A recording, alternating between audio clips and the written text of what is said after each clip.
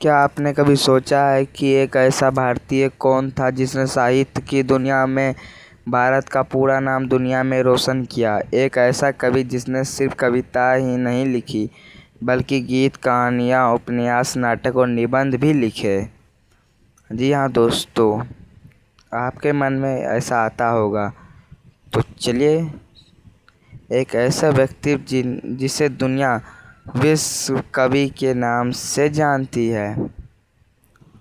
ठीक है दोस्तों, जी हाँ, हम बात कर रहे हैं रविन्द्रनाथ टैगोर की। एक ऐसे महान साहित्यकार, दार्शनिक और शिक्षाविद की जिनकी रचनाओं ने भारत ही नहीं बल्कि पूरी दुनिया को प्रभावित किया। ठीक है दोस्तों, जिन्होंने पूरी दुनिया को प्रभावित कर लिया था। आज की इस वीडियो में हम जानेंगे रविन्द्रनाथ टैगोर की पूरी कहानी, उनके बचपन से लेकर नोबेल पुरस्कार तक, राष्ट्रगान से लेकर शांति निकेतन तक और उनके उन विचारों तक जो आज भी उतने ही प्रासंगिक हैं। तो चलिए दोस्तों, तो हम बताते हैं उनके जीवन के बारे में, क्या है उनकी असली कहानी।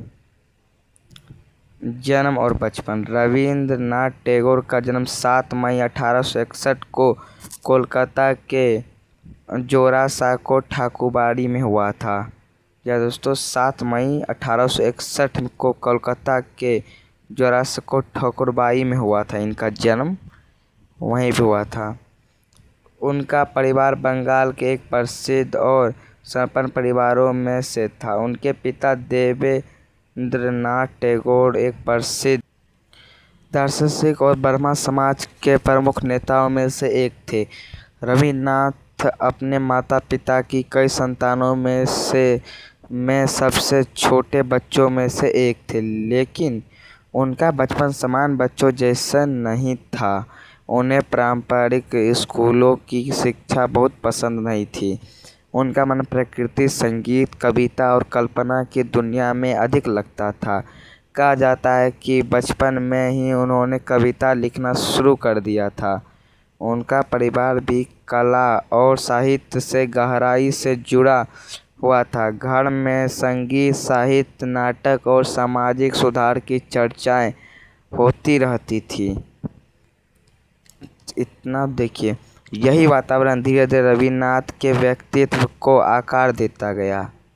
जी हाँ दोस्तों, सिर्फ 17 वर्ष की उम्र में उन्हें इंग्लैंड भेजा गया ताकि वे आगे की पढ़ाई कर सके, लेकिन उनका मन औपचारिक शिक्षा में ज़्यादा नहीं लगा और वे भारत लौट आए। हालांकि विदेश यात्रा ने उनके दृष्टिकोण को जरूर व्यापक बनाया। जी हाँ दोस्तों, उनका दृष्टिकोण उन्होंने जरूर व्यापक बनाया। साहित्य की दुनिया में प्रवेश। चलिए अब बात करते हैं साहित्य की दुनिया में उन्होंने कैसे प्रवेश किया। तो चलिए, भारत लौटने के बाद रविन्द्रनाथ टैगोर ने साहित्य के क्षेत्र में अपनी पहचान बनानी शुरू की। उन्होंने कविताएं लिखी, कहानियाँ लिखी, गीत रचे और नाटक भी लिखे। ठीक है दोस्तों, उन्होंने बहुत सारी चीज़ लिखी।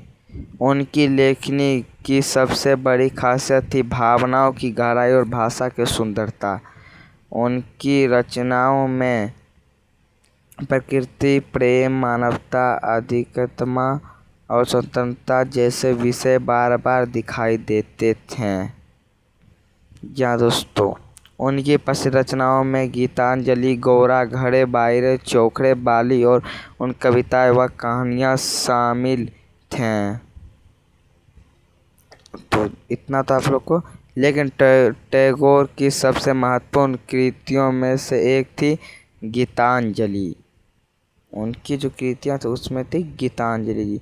गीतांजलि का अर्थ है गीतों की अंजलि, यानी गीतों का समर्पण। ठीक है दोस्तों, तो ये उनके पास ज़्यादा थी, गीतों का समर्पण। इस कृति में उनकी कविताओं के माध्यम से मनुष्य, प्रकृति और ईश्वर के बीच संबंध को बेहद संवेदनशील तरीके से व्यक्त किया गया है। तो आगे वही बताया जाएगा। चलिए आपको दिखाते हैं। नोबेल पुरस्कार। नोबेल पुरस्कार कैसे मिला, चलिए। साल था 1913 रविन्द्रनाथ टैगोर ने साहित्य के क्षेत्र में इतिहास रच दिया। उन्हें उनकी कृति गीतांजलि के लिए साहित्य का नोबेल पुरस्कार प्रदान किया गया। वे नोबेल पुरस्कार पाने वाले पहले एशियाई बने। यह उपलब्धि सिर्फ टैगोर की व्यक्तिगत सफलता नहीं थी। यह उनकी सिर्फ व्यक्तिगत सफलता नहीं थी दोस्तों, यह उस समय के भारत और पूरे एशिया के लिए गौरव का क्षण था। एक भारतीय लेखक की रचनाएं पश्चिमी दुनिया तक पहुंची और वहां के साहित्य जगत ने उन्हें सम्मान दिया। टैगोर की रचनाओं की प्रशंसा दुनिया के कई प्रसिद्ध साहित्यकारों ने की। उनकी कविताओं में भारतीय दर्शन और प्रकृति की खूबसूरती के साथ साथ स्वाभाविक मानवता की भावना थी। ठीक है दोस्तों, तो इतना आप लोग को समझ में आ गया। यही कारण था कि उनकी रचनाएं भाषा और देश की सीमाओं को पार कर गई। राष्ट्रगान टैगोर। चलिए अब राष्ट्रगान टैगोर। रविन्द्रनाथ टैगोर का योगदान सिर्फ साहित्य तक सीमित नहीं था।